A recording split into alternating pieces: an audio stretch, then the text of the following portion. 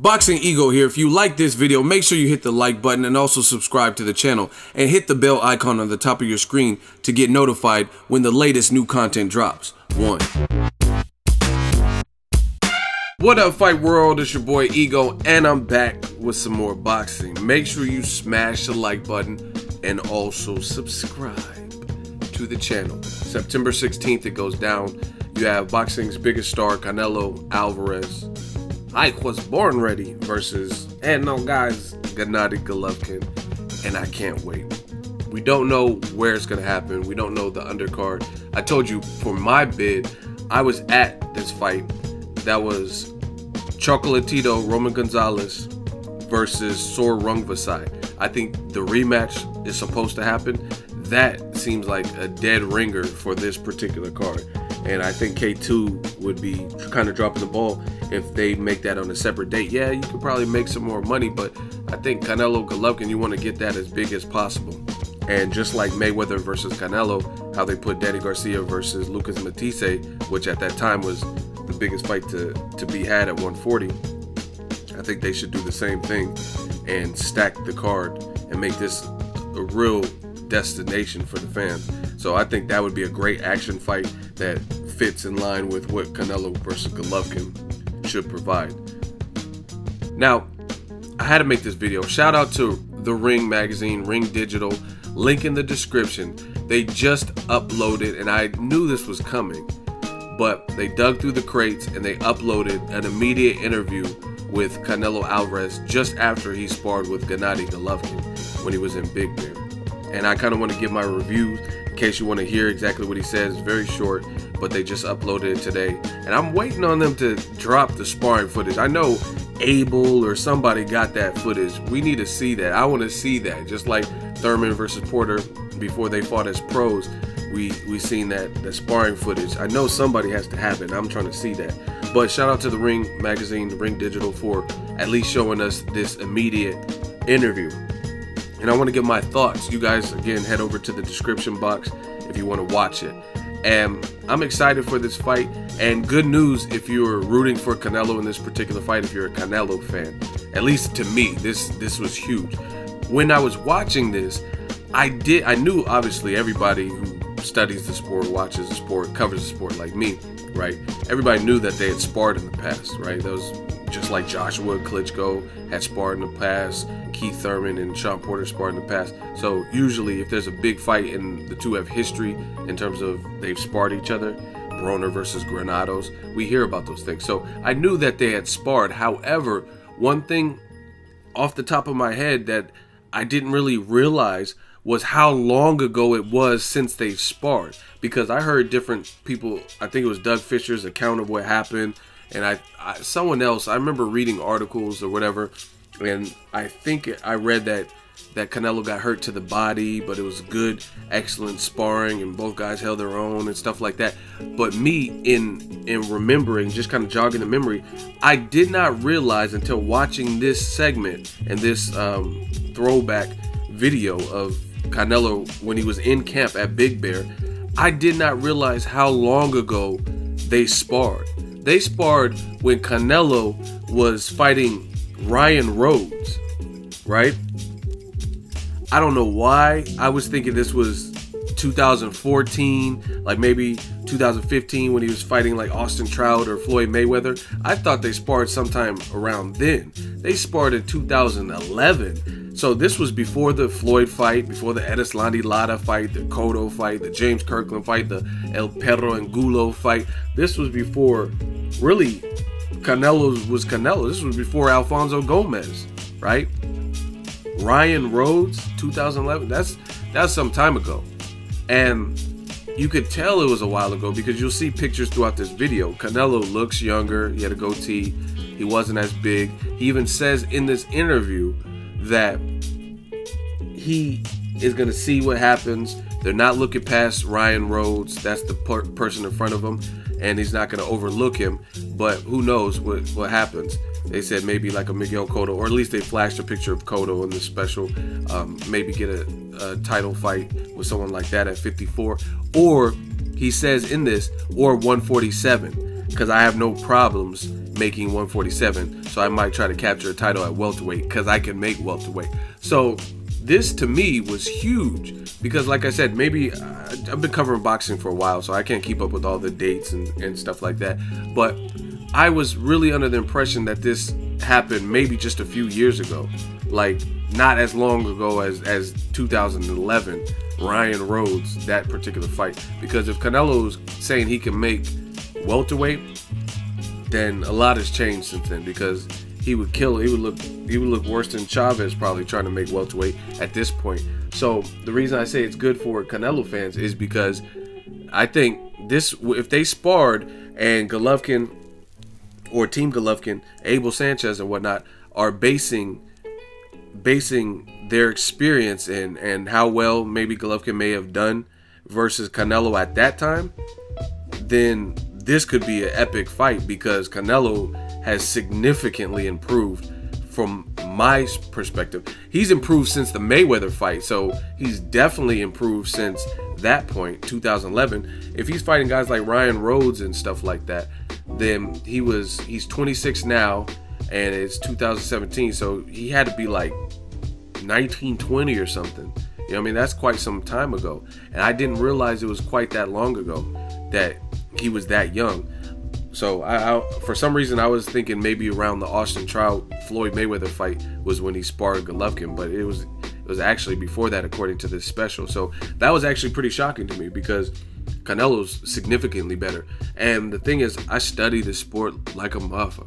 Like, I really pay attention, and I follow Canelo's career for quite some time. I've seen Jose Miguel Cotto fight, the Matthew Hatton, the Ryan Rhodes, the Carlos Baldemirs, the Shane Moses. I've seen all those fights, and he's definitely improved. Because if you watch the Alfonso Gomez fight, which I thought at the time, I have to maybe rewatch it, but I thought it was a premature stoppage. Yeah, he had him buzzed or hurt maybe, but I thought that was a premature stoppage. And Canelo was trying to fight off the ropes and trying to look cute and kind of doing his poor man's Floyd Mayweather. He was in the Philly shell and he was getting tagged up. You look at his defense now, Alfonso Gomez would literally have no chance against him. You know what I mean? At that time, that fight was pretty competitive up until the stoppage, right? But that just goes to show you, he was young, learning on the job. You got to look at it, man. I respect the hell out of Canelo as a fighter and what he's doing with his career, because this is a guy with no real formal amateur training. Turned pro in Mexico. In Mexico, he's like 15, turned pro, like a lot of past boxing legends, and you know what I mean, Julio Cesar Chavez and Orlando Salidos and veterans like that. And he had to learn on the job, and he's brought it in a long way. But to me, this made the fight a lot more interesting, because I'm obviously, you can only go off of so much in sparring, but it sounded like Golovkin was having his way. But you got to look at it. Age does play a factor. I remember I interviewed Demetrius Boo Boo Andre. Shout out to my dude Boo Boo. The interview's on the channel. You have to dig for it. But he was talking back then. This was like maybe 2-3 years ago that I interviewed him. And Andre told me he would like to fight all the best, including Erislandy Lara. And I said, hey, I heard Erislandy Lara beat you in the amateurs. So what would be different now? That was like very almost verbatim what my question was to Andre. And he said, man, a lot's changed. I've grown as a fighter. He says, he says, when I fought Lara, I was like 17 or 18, and he was a grown-ass man. He was like 26, 27, or whatever the age disparity is. I'm sure you guys can fact check and Google.